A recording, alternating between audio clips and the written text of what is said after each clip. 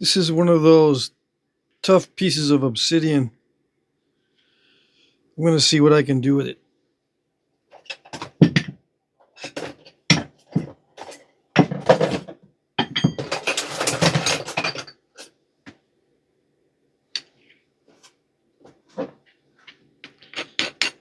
This is a 5/16 inch copper rod. Solid copper.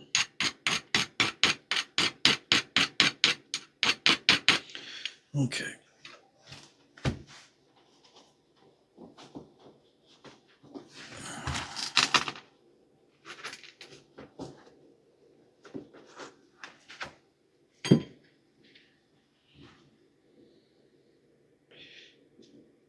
Yeah, I don't know why this obsidian is so tough, but it's very interesting.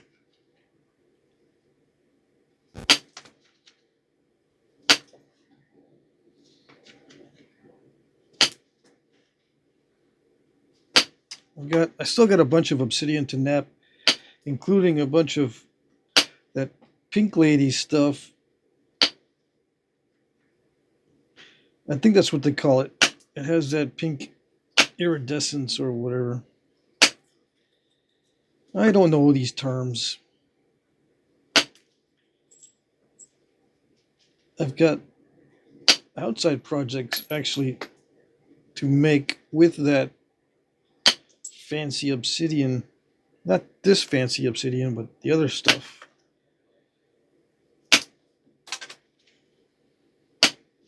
I'm also in the process of making bowstrings. I made 2 already. We'll see how it works out with the... I'm using glue to hold it together so strands don't unravel. This is for an outside project. I will be offering sinew bowstrings in the auctions coming up, though. I don't know about this particular one coming up this Monday, but they will be available in upcoming auctions. The sinew bowstrings.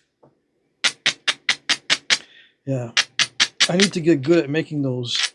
So I need an excuse to be working on them. And what better excuse is there than to just add them to the auction? And I'll be making arrows too. I've got to practice up on making stone tool arrows with stone tools. I'm going to go through a practice session with myself this week on the arrows using stone tools so I can make a video or 2 or 3, but I don't want to just wing it on the first video. It takes a little bit of getting used to the stone tools to make the arrows. And it's winter, so I don't want to be fumbling around outside, messing things up, and that sort of thing. I want to be able to just go out there, get the film footage, and then get back in quick. Get back inside.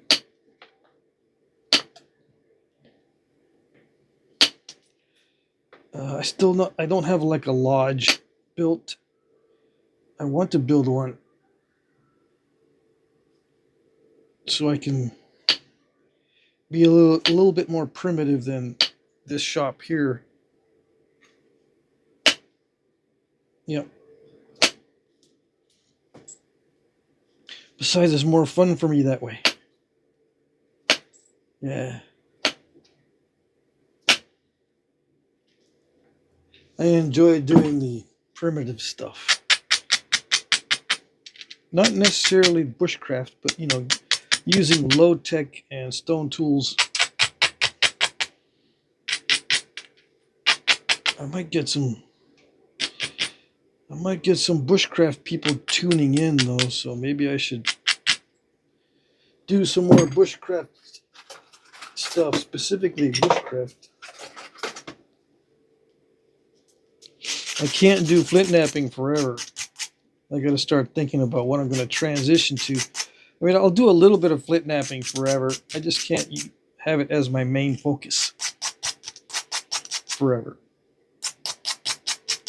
Yeah, I'm worried about my health and my eyesight, my lung health in particular, and my eyesight. I don't want to injure my eyes with this stuff.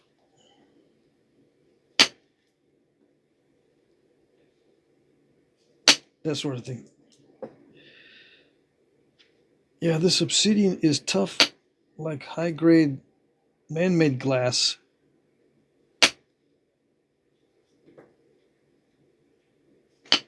Oops.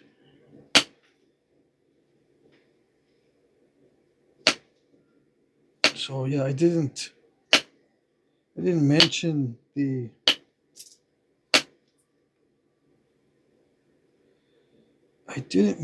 what I did not mention in the live stream, the latest one, that I'm going to offer bowstrings in the auction. Did I mention I was going to offer some sinew bowstrings in the auction in this last live stream? I don't think I did. I don't know. Maybe because I wasn't sure that they were going to work out. But yeah, I've got the sinew. I've got everything set up now.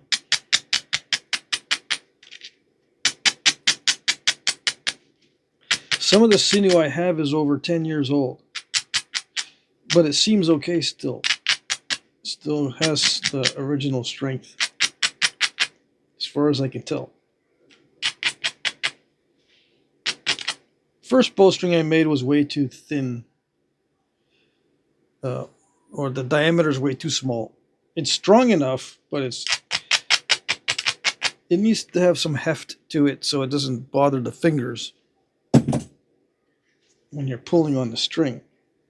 If it's too narrow, it's not a comfortable string to be pulling on.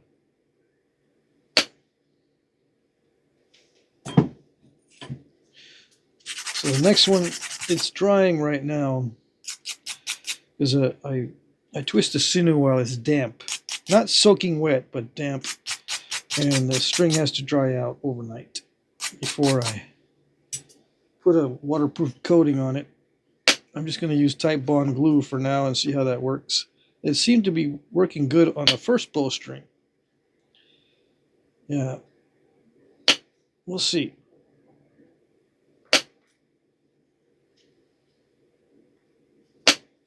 It makes the bowstring feel really stiff, though, which I don't know. It might loosen up if once it's on the bow and I shoot it a few times, all that stuff.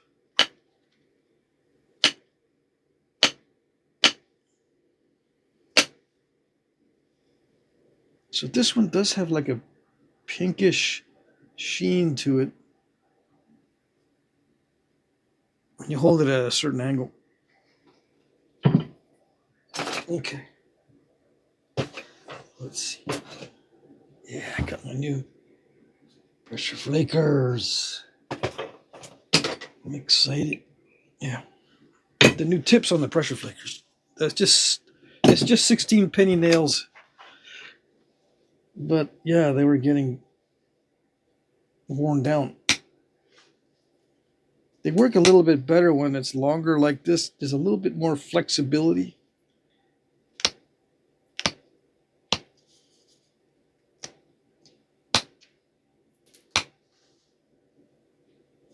Yeah. For some reason, if the tip is a little bit flexible, it works a little bit better. Just that subtle difference makes the flakes travel a little bit easier.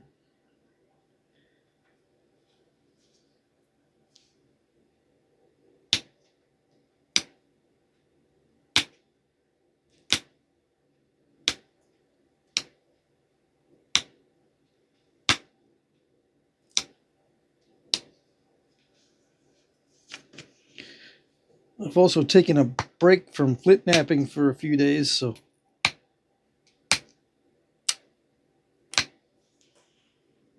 it's best to just ease into it. So I'm doing these small, I'm going to do some small arrowheads first. And then as the week progresses, I'll make bigger and bigger things. How's that? Good? Yeah. I knew it would be good.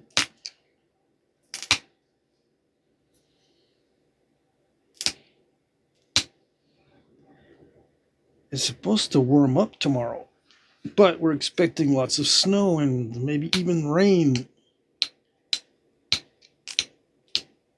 I like the winter. I like the cold, but I don't like it when it rains in winter. And I don't like it when it's too cold because of the wind. When it gets windy, it's not fun. Besides, I got to go out. I got to go out tomorrow into the wilderness to see if I can capture some footage of how I gather some of the shoots that I've been gathering. Yeah. I'm debating whether or not to use stone tools for my outing tomorrow. Because I don't have anything ready. I've got to get them ready at the last minute in the morning. Which means I have to go to my storage unit because that's where all my stone tools are. Yeah, if I keep everything in the shop at all times, this place fills up really, really fast. It's actually a 7x8 shed. I said it was 7x7 before, or 8x8. I don't know. I don't know why I worry about that stuff. But anyway, if it gets extremely full and overloaded if I bring all my stuff here. So I got to bring a bunch of stuff back to the storage unit and then bring some other stuff back here. So hopefully it's a net loss of stuff in here because I'm bumping into stuff now. I've got boxes all the way around, all the way on this side and on my left and all the way behind me. And the only reason why they're not up here on the right too much is because that's the door to get in and out. I got stacks of rocks and boxes all around me, and I only use a small portion. I only use maybe this much in 1 week. That's it. But I've got like literally hundreds of pounds sitting around. Mostly flakes. Yeah. And lots of waste flakes I haven't tossed out yet. I haven't decided what I'm going to make out of this. Lots of waste flakes. I got a bunch hiding under here. That sort of thing. That sort of thing.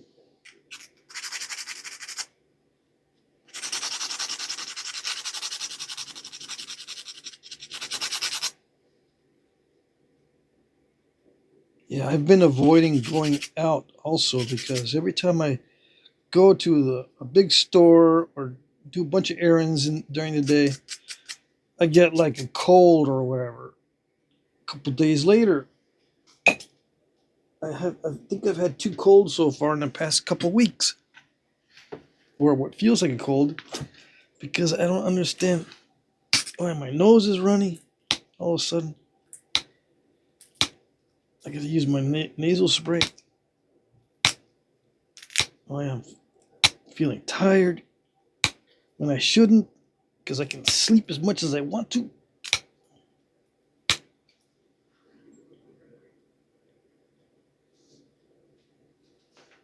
That sort of thing.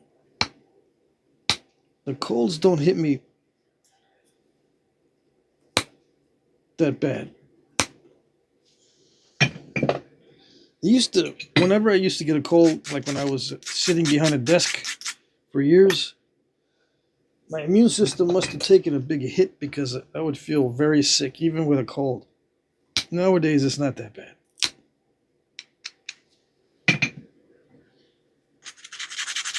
I'm glad, but still, it's annoying. So I've been avoiding going out.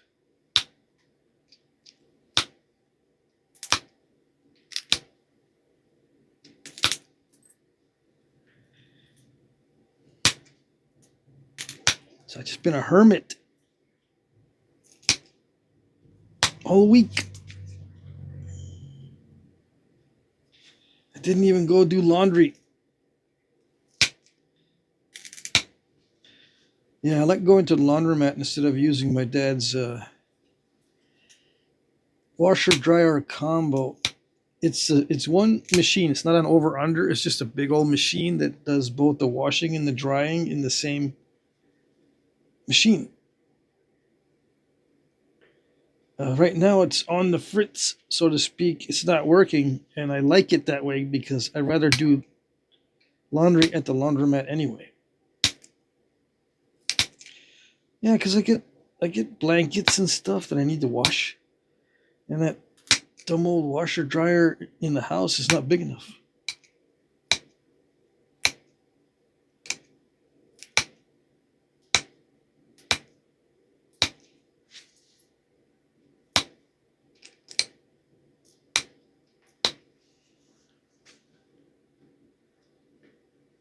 Yeah. It's not big enough for the towels either. You would think that it would be,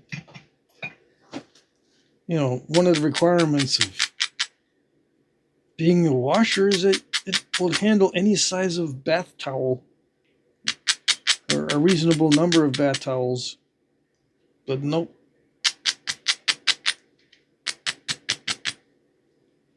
It takes forever to dry the towels, and they don't even, when the machine was working, it didn't even dry the towels completely. Like, it had to hang them up inside the house.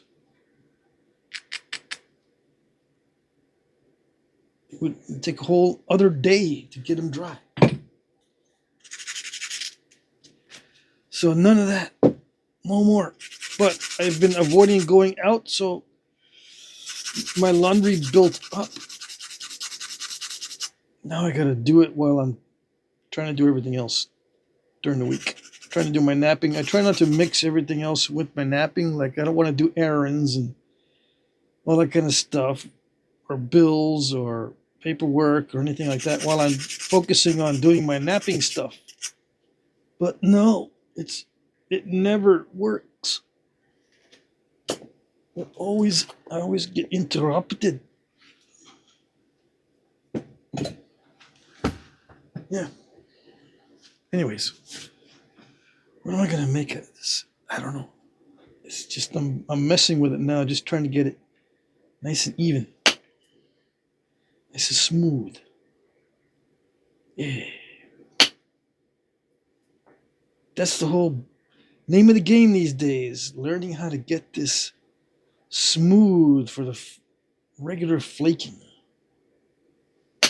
Everything is geared now toward learning how to set everything up for the regular flaking. Because if you don't set it up, the flaking looks terrible. If what you're after is a regular parallel flaking, that kind of thing.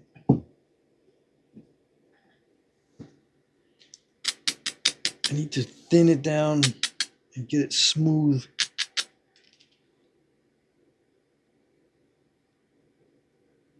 It's very important to prepare the surface. And then that's the most important thing with those regular flakings. The second most important is the edge quality. So it's the surface quality first that needs to be taken care of if you want to do the regular flaking. And it can take a lot of time to get the surface smooth. Yep. And sometimes complete failure. If you get a big old dip, you put a curve in it, or get a big old stack in the middle with an island or something. And when you try to eliminate the stack, maybe you can blow it away with a big old flake, but then you've got maybe a weird bite on the edge, or the edge gets too thin. You gotta take it way back. And this doesn't look like the kind of point you want to make because now you lost too much. On and on and on.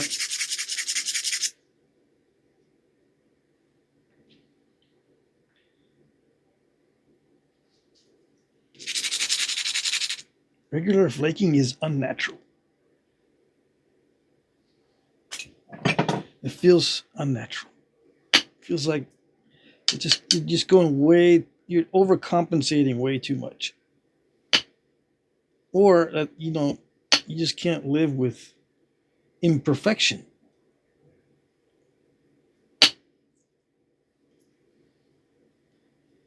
Yeah. Can't stand it when it's not perfect. Maybe that's overcompensating, right? But I don't know. I don't think it's the same exact thing. But yeah, they used to do it back in the day. They had flaking that was really, really regular, and it drives me nuts. So it's not something I would normally do. It's not necessary.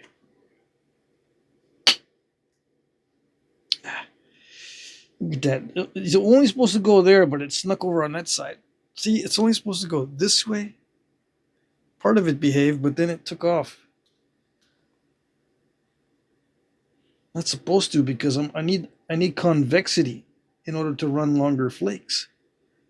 I'm not going to run the regular flakes on this piece, I don't think. Right? I just want to thin it down and make it smooth. In general, that's what I need to be doing anyway, as a habit, so that it'd be easier for me to do the regular flaking when it arrives. when the mood arrives, I'll be ready.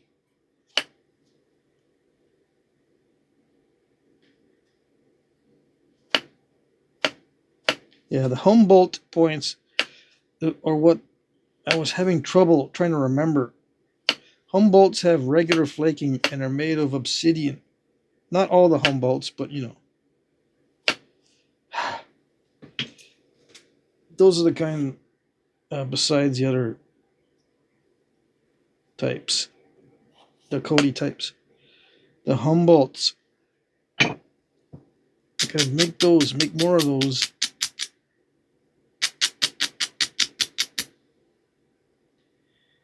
So this side is okay now. Side A is done. Now I just got to do side B.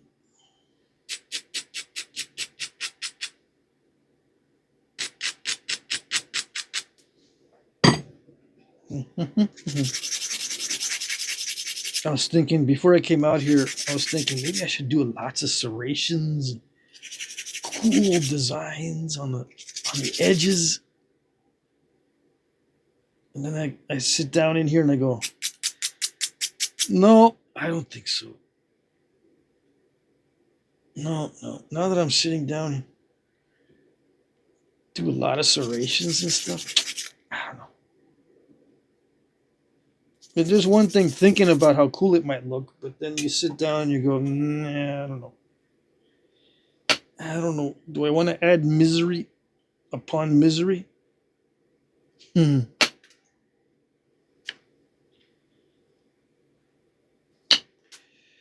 You're always complaining about how miserable it is, dude. What do you think's going to happen to your audience? They're going to go somewhere else so they don't get influenced by your misery. Yeah, probably. It's not that miserable. It's just stressful. It's just one of those things that you got to be in the mood for it, or any little thing will get on your nerves. Because it's hard. It's difficult to do. See that? If I'm in a good mood, it doesn't bug me, right? But why does it do that? I don't know. Obviously, I don't know why it does that. Because if I did know why it did that, I wouldn't do it. It looks like it'll take a flake, but then it crushes. Yeah, it was probably a perfect edge. That's why.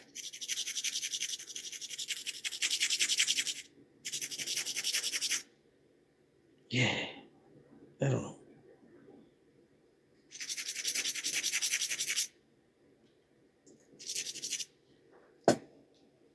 I try to make it as good as possible without spending all day. As far as the edge quality, I don't want to spend all day doing it.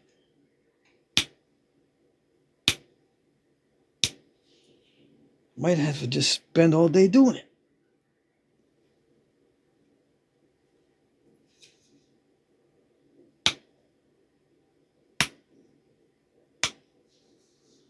See, it's flaking too easily, even if I grind it down a lot.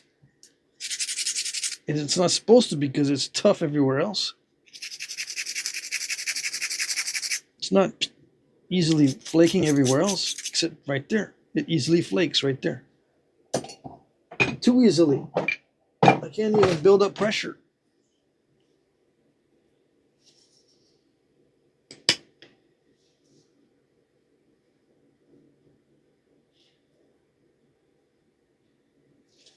And the solution is just to grind it more. But the other edges don't do that. It's better just to grind them all the same. That way you can figure out if it's you or the stone. I can figure out, is it me or the stone? If I just grind it everything the same way, you know, all things being equal, why is that different right there in that spot? And if it's because of the stone, then it's not my fault. It's not my fault. But I don't know that unless I do everything the same. That's the conundrum, right? That's what causes the baffling effect. I don't know what's going on. I'm baffled.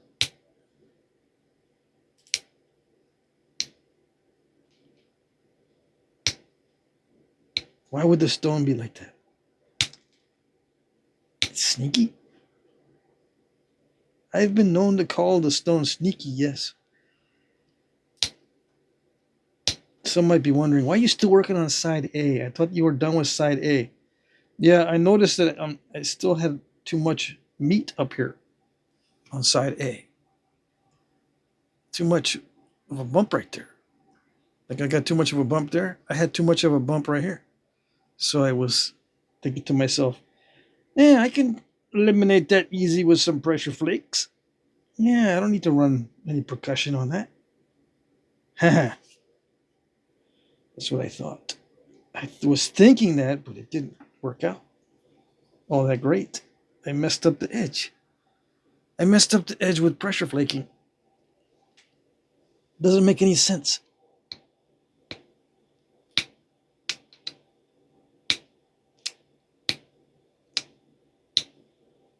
Normally it wouldn't matter because if you're just making hunting points or something utilitarian, it doesn't matter. Everything's much better. Even if you crush the edge a little bit, even if it's still sharp, then it's still good. Yeah. But not if you're going to do regular flaking attempts. Everything's got to be nice and smooth and consistently convex. No big obstacles and no weirdness in the stone. You're going to nap out all the cracks and all the weirdness. Make sure there's nothing that's going to interfere with the flake travel. Yeah. It's OCD. Obsessive compulsive. Chasing the perfect flake. Over and over again. It's not just once in a while. Look at that. The same thing again. It's got to be the stone in that spot. Anyway, chasing the perfect flake in areas like this is going to be difficult.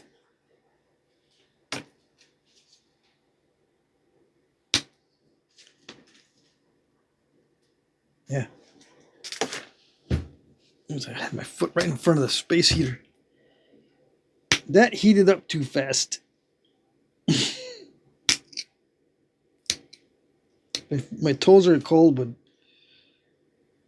not that cold.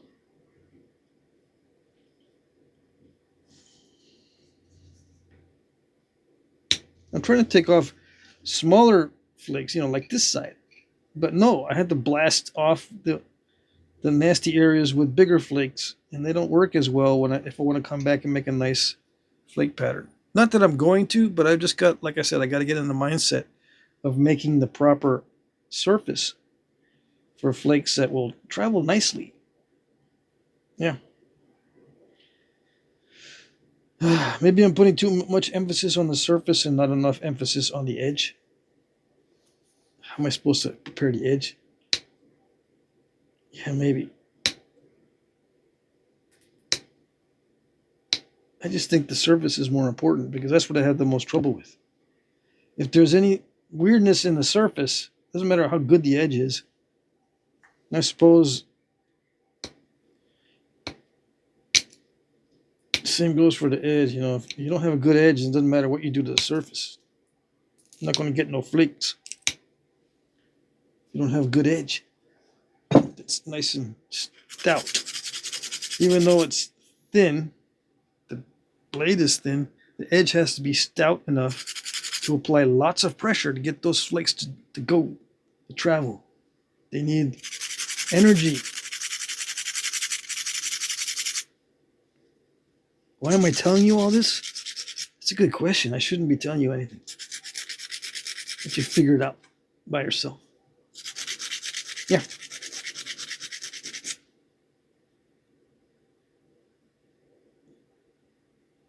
That way you can't tell me, I did what you told me, but it didn't work. If I don't tell you what to do, then you can't say it didn't work. Yeah.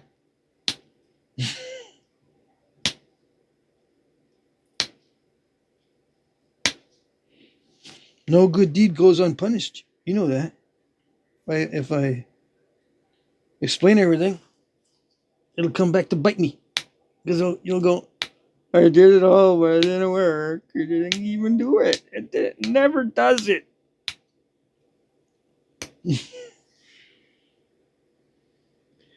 I don't know what to tell you.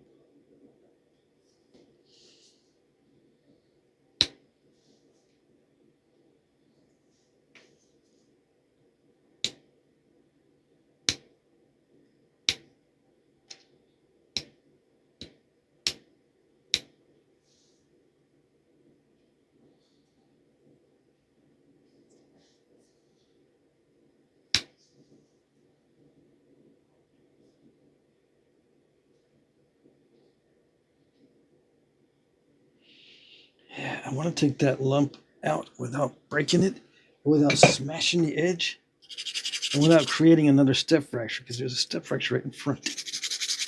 I think I can blast through it, but it's going to require some percussion. There's no way I can build up enough pressure to do that. Not with me, anyway. I will not have enough force there. I can already tell with a pressure flaker. But I can get sneaky and use percussion. Yeah, because percussion is more sneaky. I don't know why. It just is.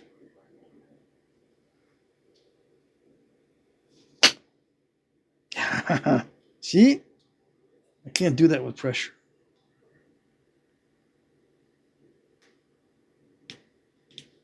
Okay, so now we're working on side B. Yes. Finally working on side B.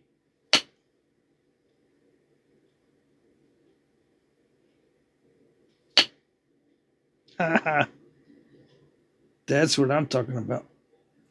Oops. That's not what I'm talking about. Don't drop it. You get a good flake, don't drop it.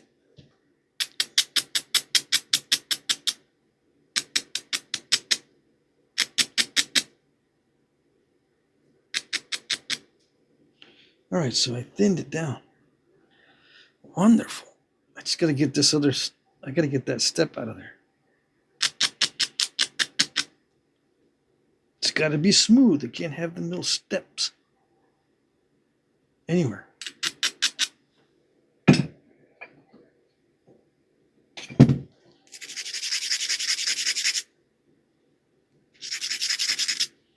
And I think, on some points, maybe they made it nice and smooth because it's easier to resharpen it.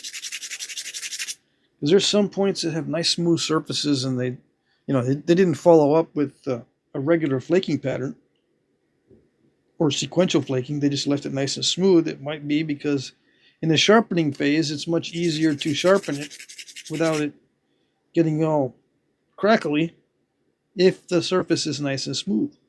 They're thinking ahead. Yeah, that would be smart.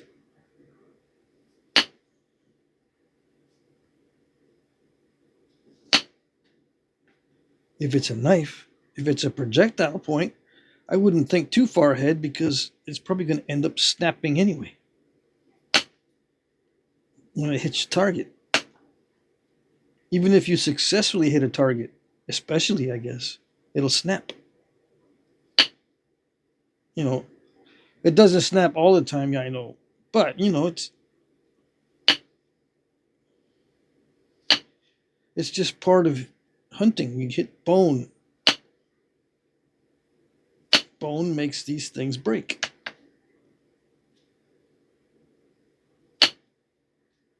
Yeah.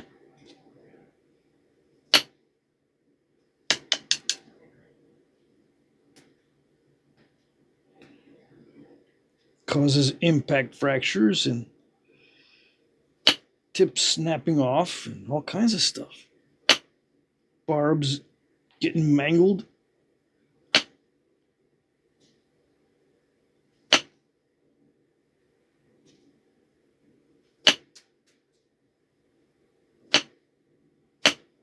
Okay, come on.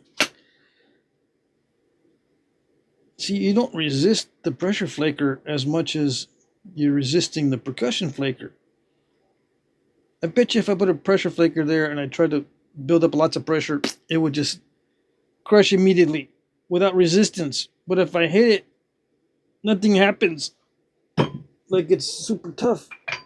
Doesn't make any sense.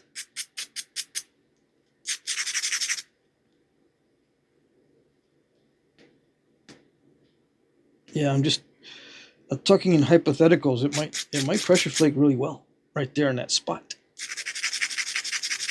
I'm just being pessimistic, cynical, whiny.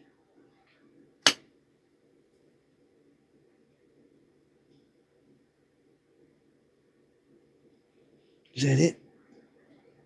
Is it good enough? No. It's gotta be perfectly more perfect.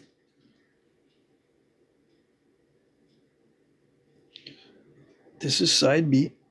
That's side A. No reason.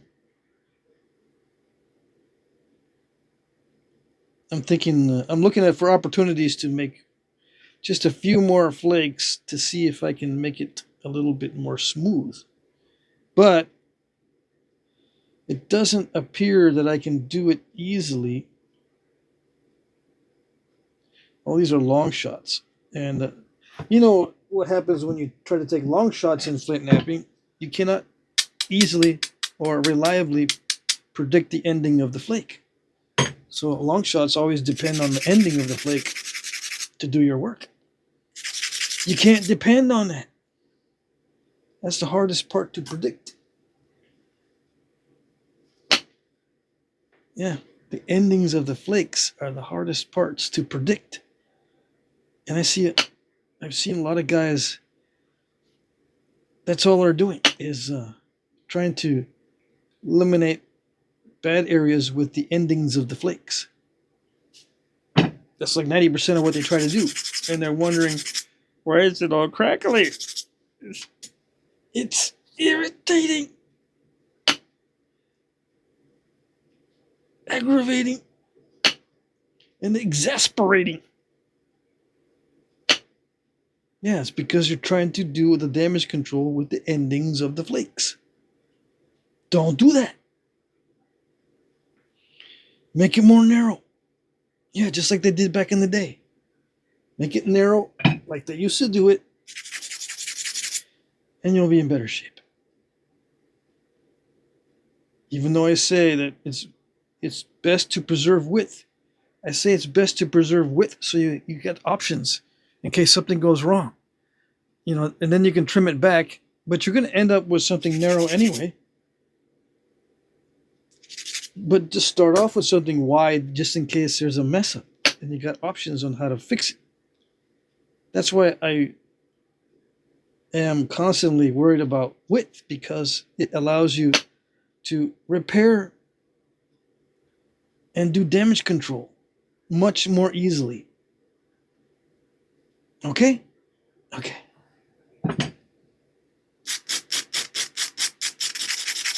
I'll probably have to say that over and over again until I'm blue in the face, up until the day I can't nap no more. Width allows you options. That's it. That's why I like it.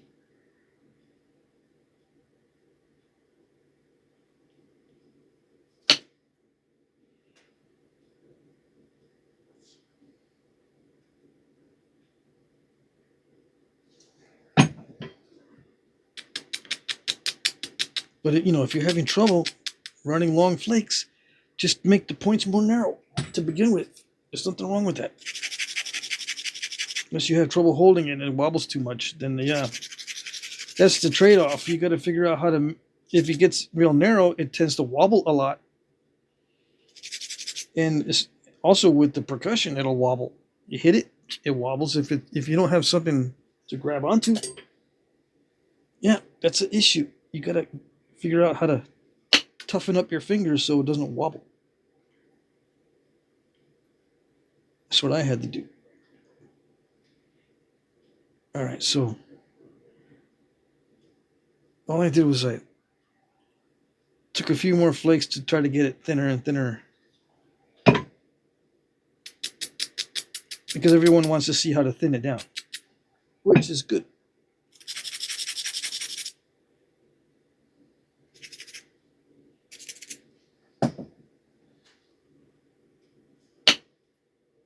Yeah, if you can thin it down, then that's like half your problems are gone, because now you just trim around the edges. Everything's cool. You don't need to thin it no more. Let me see.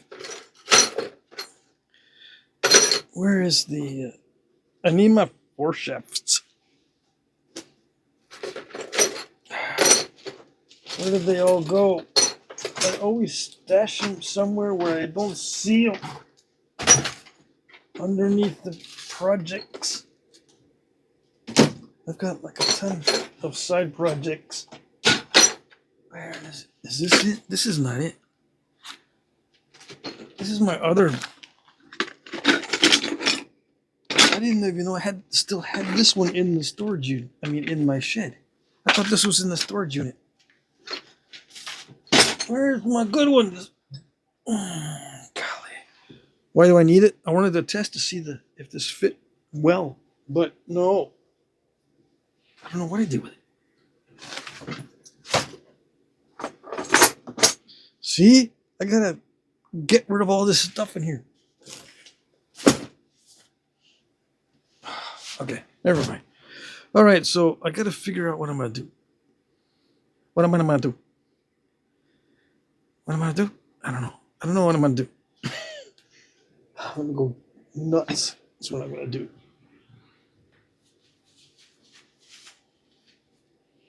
I need something to talk smack about, so I don't drive myself nuts. I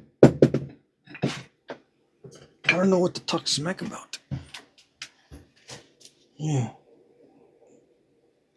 I tried to stir the pot at the last live stream, but no one took the bait, so to speak.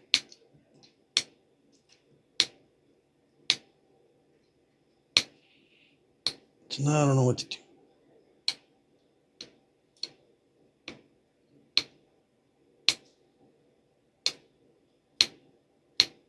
What did I say to stir the pot?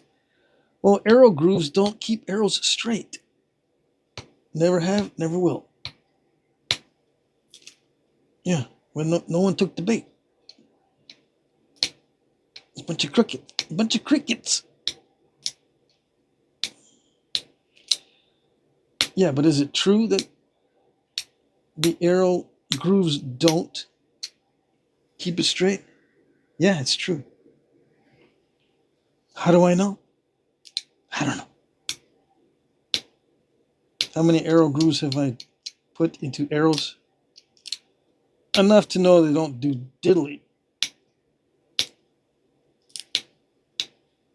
Did your arrows get crooked, dude? Yes. I mean, did they get a lot crooked? Yes. They did. In fact, I think they got more crooked after I put the grooves in.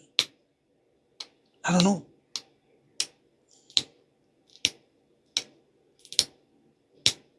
Then we got some smart Alex. Putting grooves in increases the surface area and reduces the stress on the surface as well. That's why it works.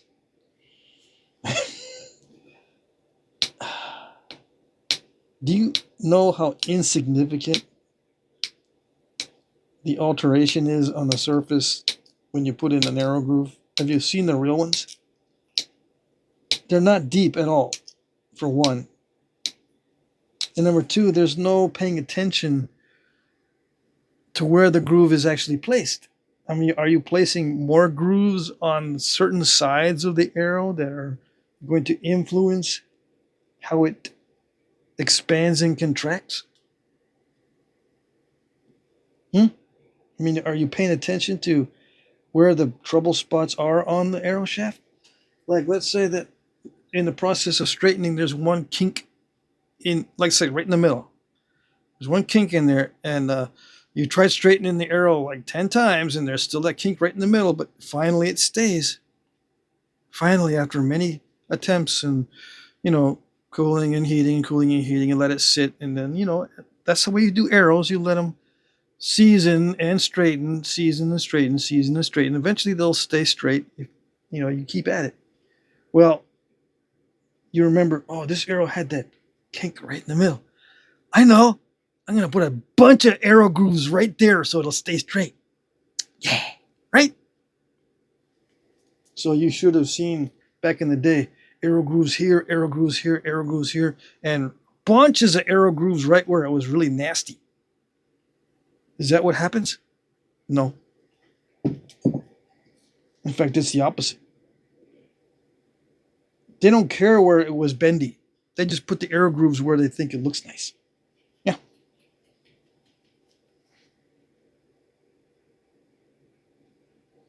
It's mainly for looks.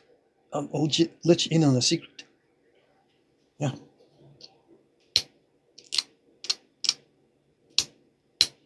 How do I know? Sometimes, don't tell anybody. Sometimes they paint the arrow grooves with paints. Yeah. Or those stains. Or they accent the arrow grooves with something. A stain or a color or a pigment. And don't give me that, oh, the blood flows better once you hit a target. It flows down the grooves. Yeah, that explanation was debunked back in the 60s. Yeah. It may take 100 years for it to sink in, but no, it's not for blood. It's not. That's not it. It's for looks, dude. It's very similar to regular flaking, but don't tell anybody. Okay? Just between you and I. They're not necessary. It just looks cool. Yeah. It's OCD. You still working on that arrow shaft over there? Yeah, I'm still working on it. This one arrow groove on this side is giving me some trouble because there's like knots and stuff on this side. I'm thinking of just not putting arrow grooves on this one, but I got to because if I don't, it won't look cool. All right. 4 hours later. You still working on that arrow? Yeah. I finished that one arrow groove that was going through the knots, but I got the other one on the other side. It's taking you forever to do that one arrow, dude. I know. Isn't that good? I mean, look at it. It's cool. Wait till you see what I do to the arrowheads. And on and on and on and on. Yeah. It's artism. That's what it is. And I'm not even kidding. It sounds like I'm kidding. Sounds like I'm having a little bit of a crazy spell. But no, I'm not kidding. It's artism. Yeah.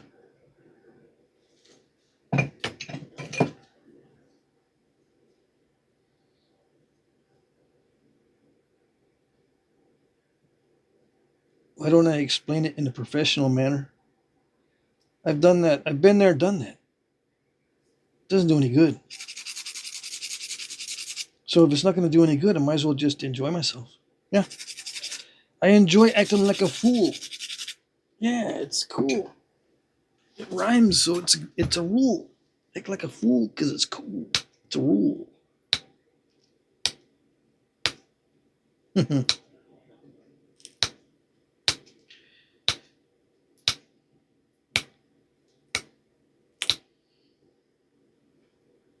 Yeah, not all arrows had arrow grooves.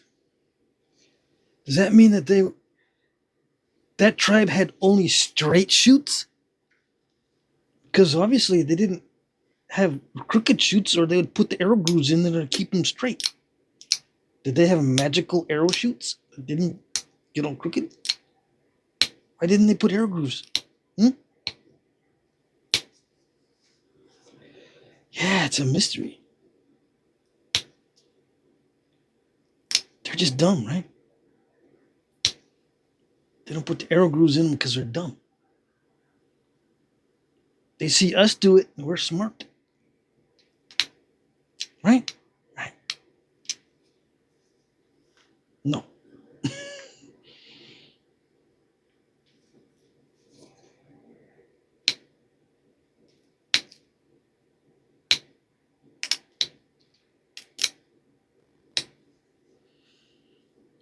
And why do the arrow grooves have to be continuous? Why don't they put dotted line arrow grooves? You would think that there would be all kinds of ways to keep the arrow straight that they were experimenting with. Just put dotted line arrow grooves in there. Why don't you use dotted lines? Or spirals? Or put little triangles. Instead of a line, just a bunch of little triangles all the way down. Or really, really zigzaggedy. Yeah.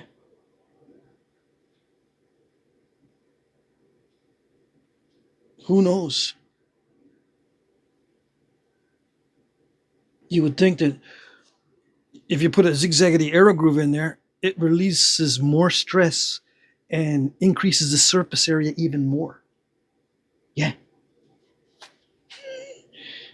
Yeah.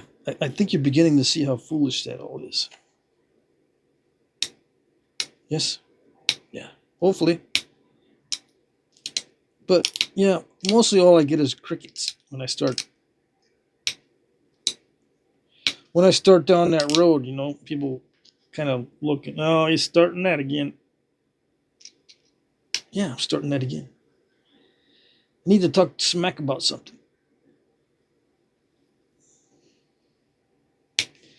All right, so I think this is a little bit crushy, even on edges that are cooperating. So I'm going to stop picking at it and just put the notches in and stuff. I always default back to putting the notches in near the corners. I'm trying to think, how can I change it up a little bit? Just don't make a triangle, make an oval shape. Yeah, I know. I think I might know what I'm going to do. Yeah. Okay, here we go. What I'm going to do is I'm going to make really, really long barbs. Yep. But all that work to clean out the middle. Yeah, I know. I just got to change it up. I'm getting bored. Not really. I just want to do something a little bit different. Yeah. It's not out of boredom. It's I'm trying to remember that list that I made of my favorite types. I hardly ever make these really, really long barb types. And they're one of my favorite types. What am I talking about? You'll see. I'm going to make this base so concave that it'll make your head spin. Yeah.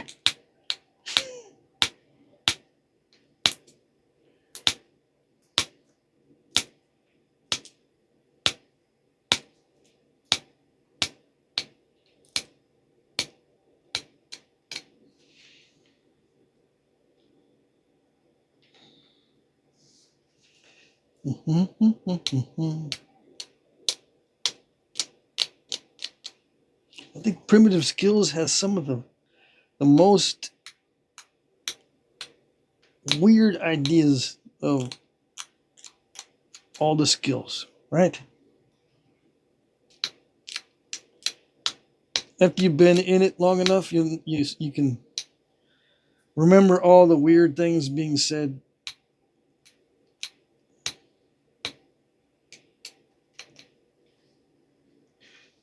When I first started napping, it was still popular to say that sometimes you could drop water on a hot stone and chip it that way. Back when I first started, it was still a thing. Yeah, there's sometimes where them Indians would drop water on the stone. Chip it. You know what happens when you drop cold water on a hot stone? You don't, do you? Because you never tried it. You just regurgitating. There, I caught you. Why do you regurgitate what you hear without trying it? I've tried it, and that's the last time I tried it. Because it cracks. To get any result, because sometimes it doesn't do anything. It just goes, psst. Didn't do anything. Heat it hotter and put colder water on it. Dang it. That's what happens? As if I didn't know.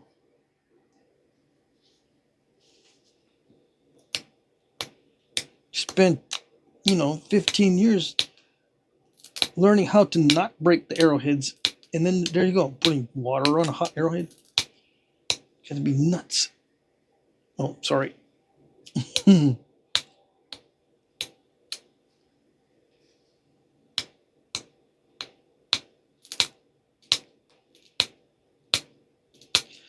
Yeah, I tried all kinds of stuff. There I go. I'm the guy that says, really? Yeah, you just you can nap with the buffalo horn. It's cool. Really? Yeah. Okay. I'll go try it. Try to nap like this with buffalo horn. It can be done on larger items. I'm not going to say it can't be done. But you try to do a little minute flaking, just try it. I dare you.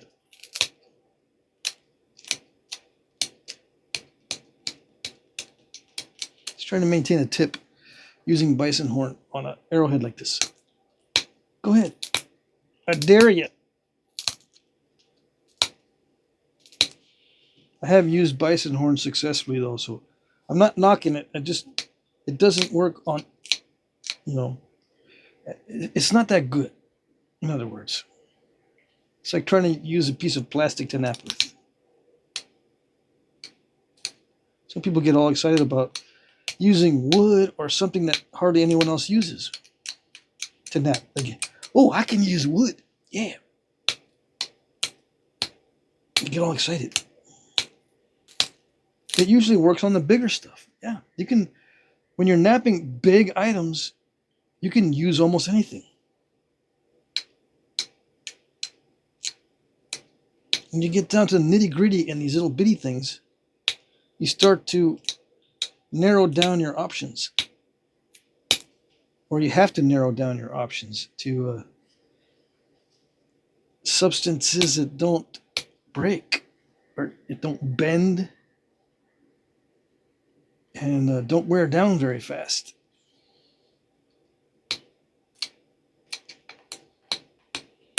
Does that mean there's such things as flake signatures when you get down to little bitty items?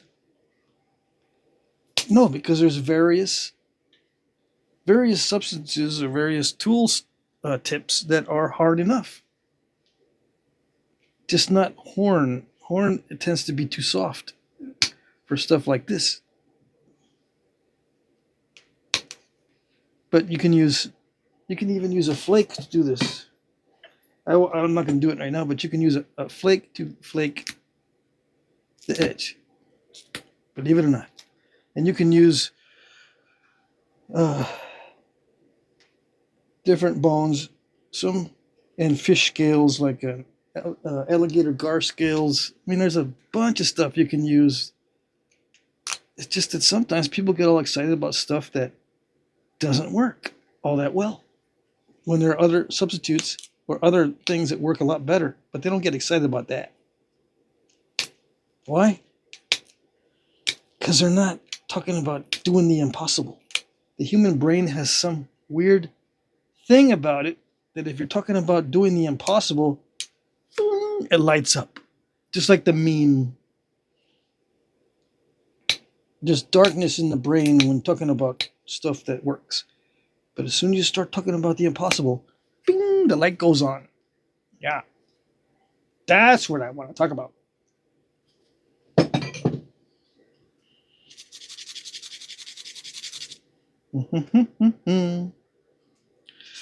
I feel better.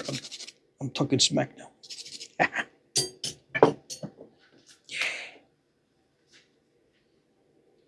feel much better.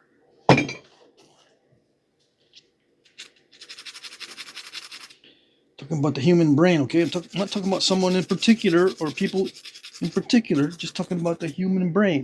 All right? If your brain lights up when talking about the impossible, you know who you are. Yeah. Like, see that? I'm trying to nap the impossible, and that's what happens. Dang it. Let's see, how easy. Can I break that with my fingers? No, that one doesn't break off on that side. Must have been an incipient. On the edge.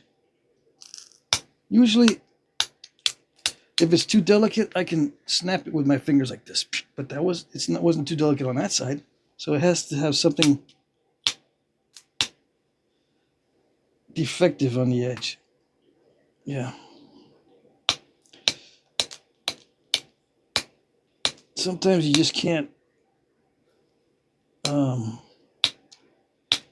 do anything about that. I thought that these edges were nice and clean. I spent some time picking at them.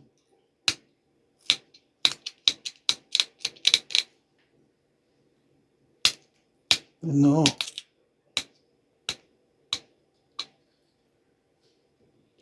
It was an incipient, I bet you. And it didn't like me talking about stuff, I guess.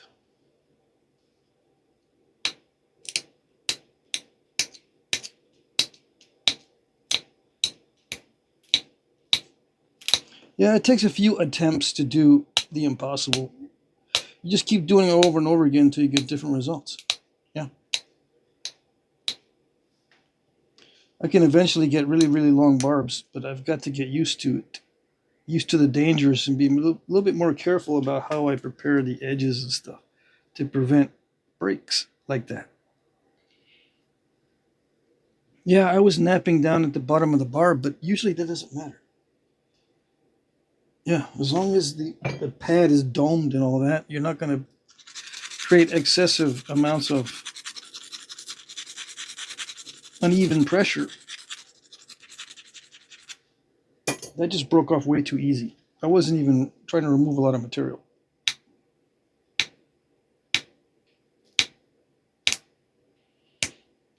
And this obsidian is tough. It's a lot tougher than most obsidian.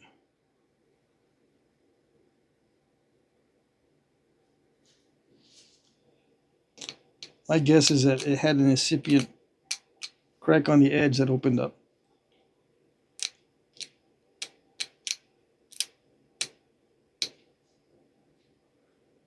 Yeah. So I guess if I would have kept it thicker, it would have been better.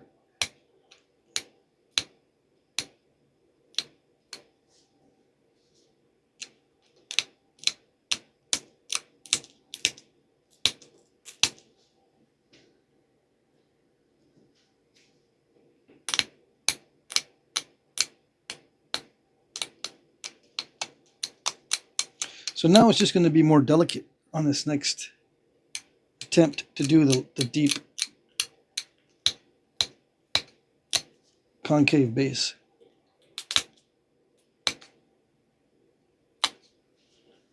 It's going to be more delicate now since it's going to be tinier.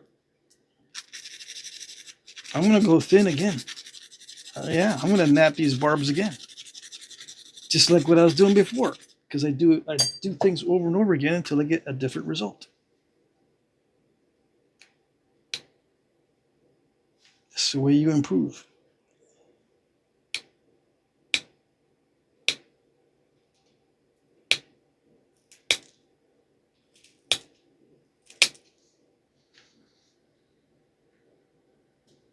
I think people that say that's insanity, they don't like improvement. They don't like the fact that you're back there practicing stuff. See, back there doing the same thing over and over again? Yeah, he's practicing. Yeah, but that's insanity. What's the matter? You don't like progress? I just don't like insanity. Yeah, but that's not insanity. Yeah, it is. Everyone says it is. Everyone who's insane, yeah. So you left out that part. Why do you leave out that part? Yeah, everyone that's insane says that. Not everyone. Crickets. The insane people don't know what insanity is. No. And if they say something that they think is insanity and it's not right, chances are the person saying that is insane. Just a little secret between you and me. Okay? Just a little secret. Yeah, dude, but there's so many people that say that. And? Are you saying there's a lot of insane people? Well, what do you think?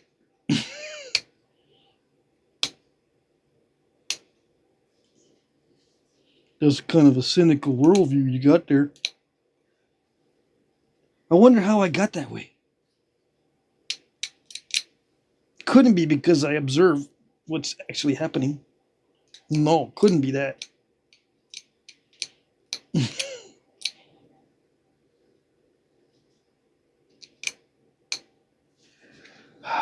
I knocked off a tip of that. So now it's going to be asymmetrical. You know what? I don't care. It's time to wrap this up. I'm finding that it is, the flakes are traveling when they're not supposed to. Yeah, it's a weird thing. Sometimes they don't travel at all. I have a hard time pushing off a flake. And sometimes it travels a lot. Like, a lot. Strangely far. Like, I don't know how it does that. When sometimes I can push real hard on it and nothing happens. Yeah. There's something that has to do with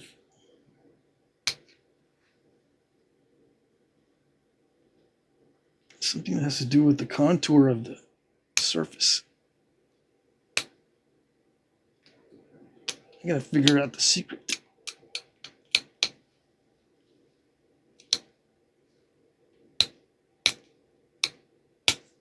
Can you see what I'm doing? No? Don't worry, I can't either. If you can't see very well what's going on, that means I can't either. And you know what? It's really not that important. Once you get the hang of it, you don't need to actually see everything really, really clearly. Believe it or not.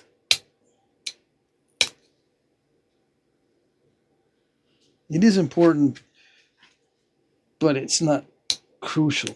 Like I can nap, or people can nap in low light environments. Comes in handy. Yeah. Back in the day, was there low life environments?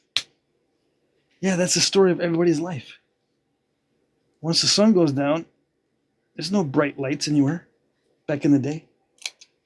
And they didn't have the luxury of just, okay, sun's out. We gotta go. Do nothing now.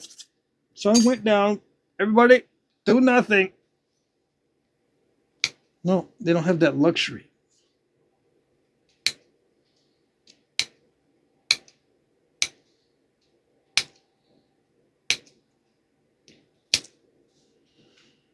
But yeah, dude, you can nap right next to the fire. Yeah. Get light. Yeah, I know.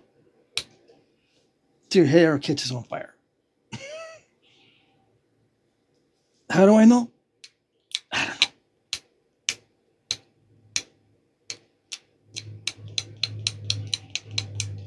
How many times have I burned my eyebrows? Singed my eyebrows? How many times have I singed my eyebrows? Because I'm real close to the fire. I'm doing stuff near the fire, trying to get light. Well, in that specific situation, not very many times. I tell you what I have, though. Getting a face full of smoke.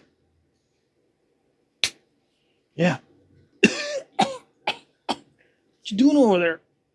I'm working on Arrowhead. Yeah, but you don't need to be that close to the fire. You're not doing it. Shut up. Yeah. Okay, dude. Just keep making them arrowheads next to the fire. You're keeping the house warm anyway. Yeah. Here's some more rocks. There you go. Thanks. Yeah. You didn't know that arrowhead makers had black lung back in the day? It's true.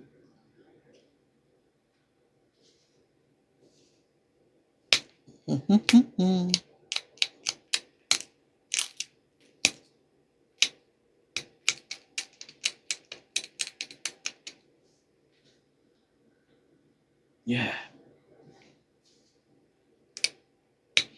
I'm keeping the middle of the barb a little bit wider because I don't want it to snap again. Okay? All right. Did they do that back in the day? You know they did. You know it because you've seen it.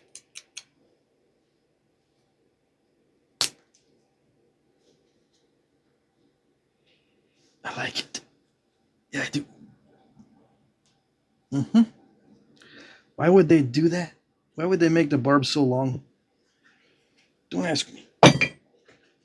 Ask somebody else.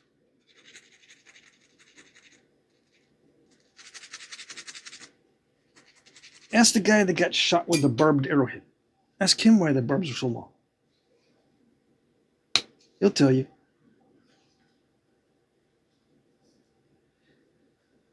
The guy that you're talking about, he don't speak to nobody no more because he's traumatized. Well, there you go. Yeah, there you go. That answered that question.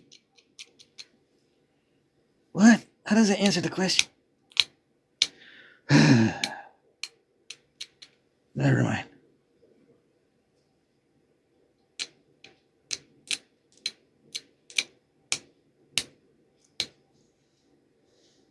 Give me some more firewood.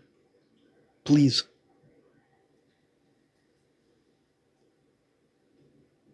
I need to nap more to forget everybody. I'm gonna hermitize myself in the lodge. I don't have to listen to nobody. Nobody's little nonsense.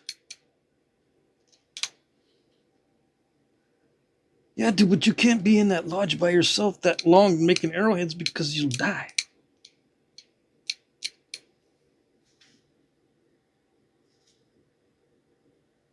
Well, at least I won't have to listen to all that. All them questions. Yeah.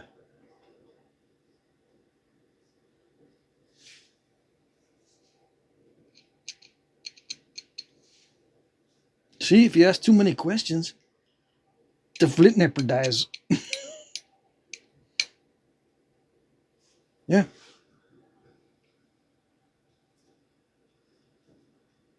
Yeah. So there you go.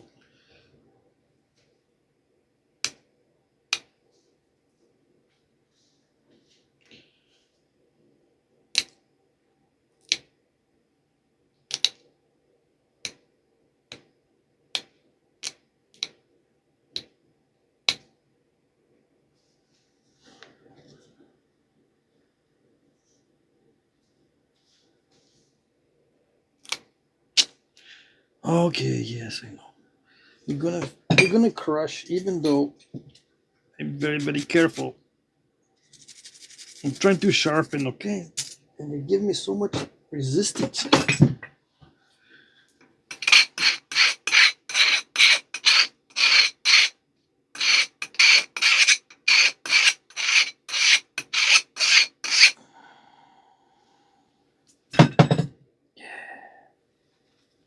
Here we go.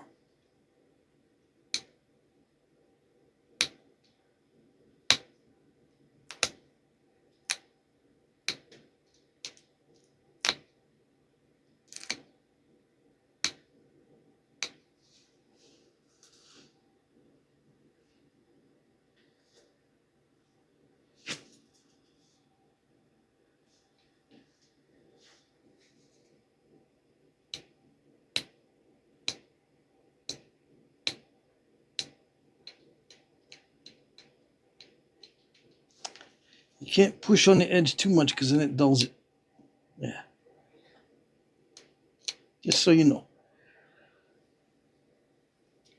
You try to get a flake to come off and you just keep scraping the edge over and over again. You're dulling it. It's got to have a little pop.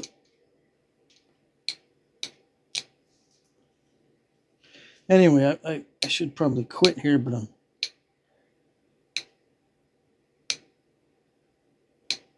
I'm not satisfied with the edge.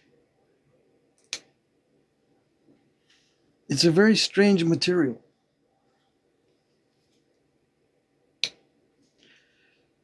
I want my mahogany obsidian back. Yeah. Oops. This is very slippery. In addition to it being crushy, which is not a good combination. But in general, this obsidian is pretty strong, so I don't know. But yeah, I'm gonna stop messing with it before I drop it on a flake or something. Let's look at it. Yeah. What did I do here?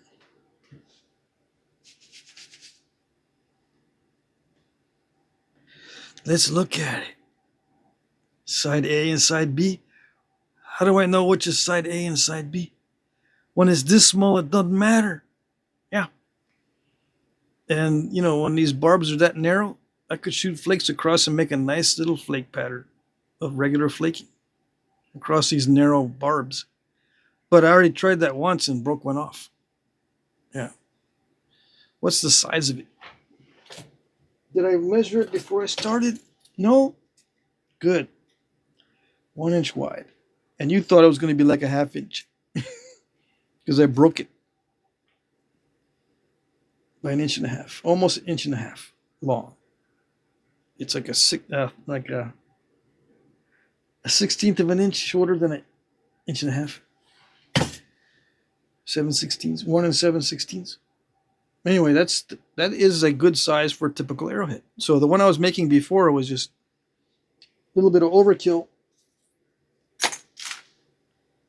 It has a little bit of that pink iridescence. All right, so yeah, I don't have my foreshafts, so I can't check the thickness to see if it's correct. Wait a second. Ah, I found it. Yay.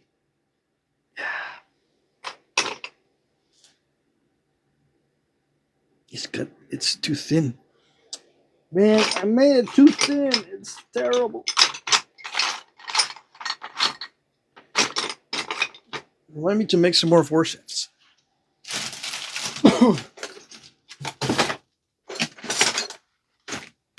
Oops, I hit the space here. Let's see, do I have a...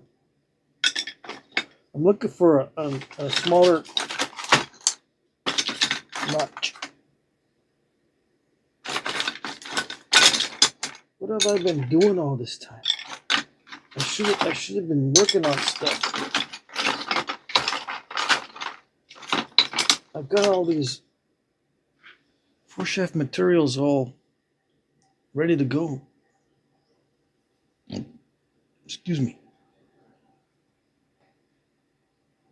There it is. Just gotta settle for that one. Settle for the old typical. I'll make some more foreshafts eventually. That way we can get a variety of choices.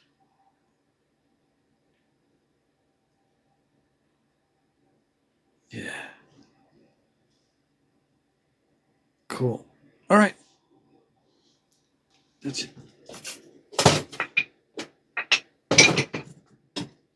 Good enough. Hold on. I gotta put stuff away.